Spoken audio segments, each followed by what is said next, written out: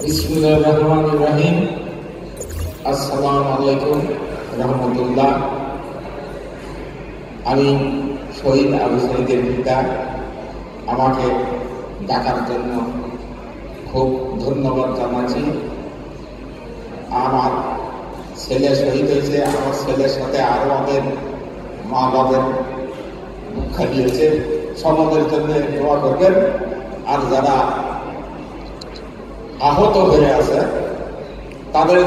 তাদের জন্য পাশে সরকার থাকে,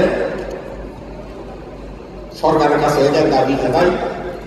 আর সকলে দোয়া করবেন যারা শহীদ হয়েছে তারা যেন জান্নাতবাসী হয়। সরকার যেন কঠোর হস্তে, যারা হত্যা হয়েছে তাদের যেন কঠোর হস্তে বিচার করে।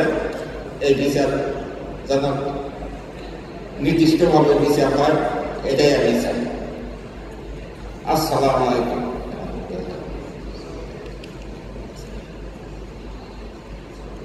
এই প্রোগ্রামের শুভ উদ্বোধন করছি, ঘোষণা করছি। আমাকে যে এখানে গাড়ি পাঠাইছে এর জন্য অনেক অনেক ধন্যবাদ। আসসালামু আলাইকুম রহমতুল্লাহ।